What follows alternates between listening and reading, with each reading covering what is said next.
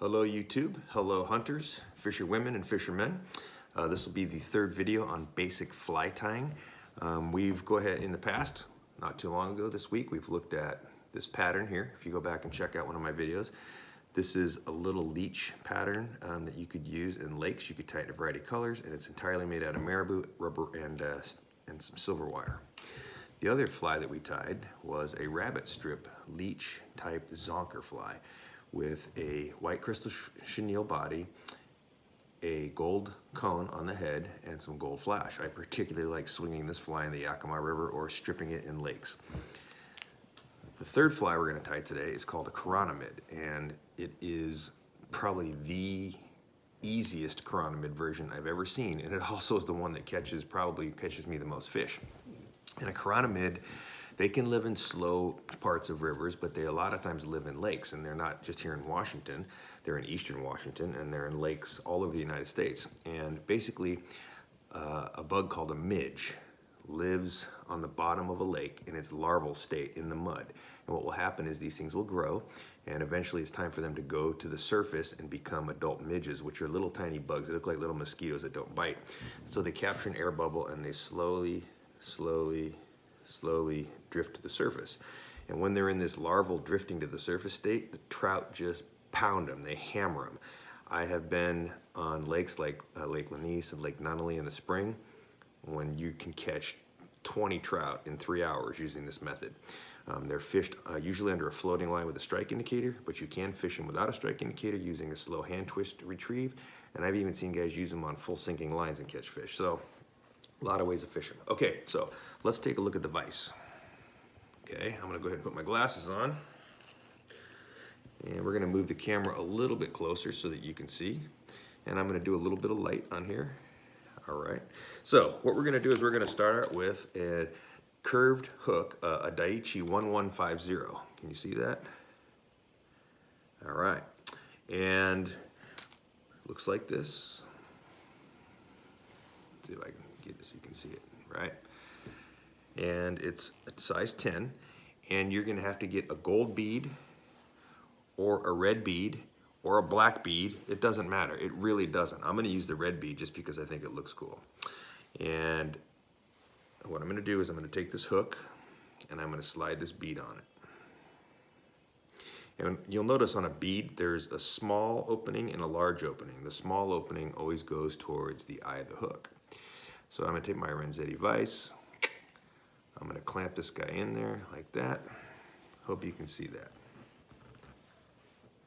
Let me adjust that light for you.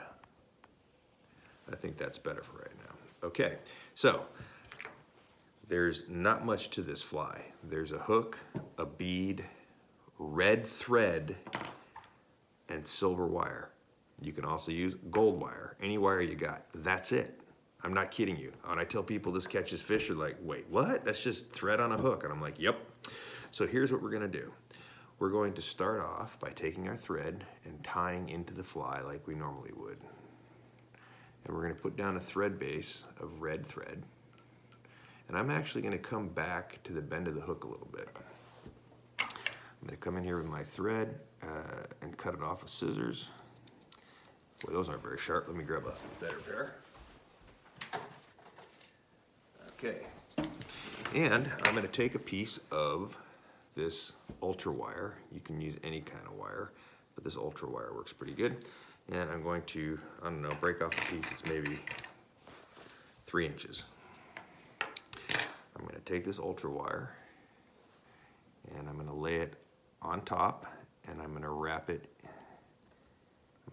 in the length of the body on top, so that we keep the same thickness. And I'm gonna take the thread and I'm gonna go all the way back to where the hook starts to bend. Okay, now, so far all we have right now is a piece of wire tied in, a red bead, a hook, and red thread. I'm going to build up the body of the fly using red thread, and that's it. And so the back of the Chironomid is pretty thin, and as it moves forward, it gets bigger and bigger and it's taper. So what I do is I just take my thread and I move it up and down, building the taper of the fly. Looks like I have a little bit of leftover thread here.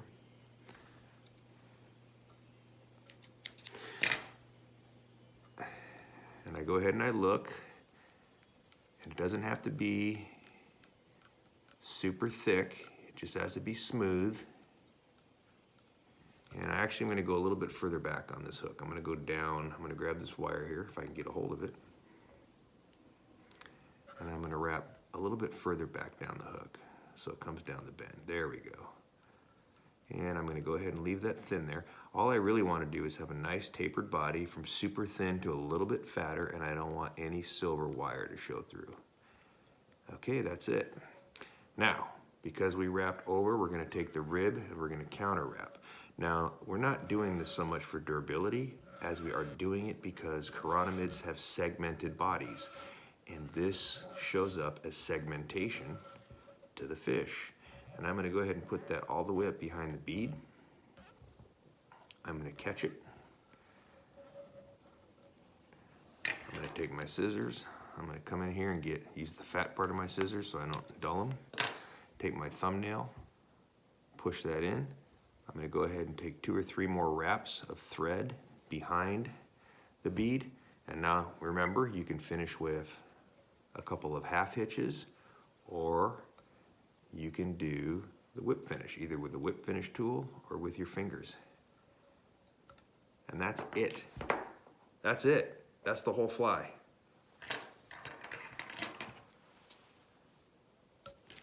Chironomids come in nature in a variety of colors. You'll see them mostly in black and red, okay? But I've also tied them in olive with good luck. I've even seen guys tie them in weird colors like purple. But for me, black and red are the 2 that I would use, and I would tie it the exact same way, except I would use black thread, and that's it. You can throw a little head cement on this, a little glue, but this thing really works. In fact, if you really needed to, you could actually nymph this under a strike indicator in the Yakima River, and it might be taken for a caddis pupa. There's actually a fly called a copper john that looks very similar to this, but it's made with red wire. This is a killer fly. If you had, I would say 5 or 6 of these in your fly box, and you went to a lake in the springtime, you're gonna do very well catching trout, fishing with a floating line, strike indicator, probably tapered down to, I would say, 3X or 4X, anywhere from 2 feet under the surface down to 9 feet under the surface. There we go. I hope you enjoy it. So we have a chironomid, we have our zonker strip fly, we have this little marabou guy. I'm gonna be doing a giveaway, and I'm gonna be randomly selecting someone from the subscriber list that I can see who their name is, and who leaves me a comment. So you need to leave me a comment, and when I randomly select somebody, if you want the flies, I will get your address and I will send them to you. Okay? I'll catch you later, YouTube. Thanks for watching. Subscribe if you like my channel.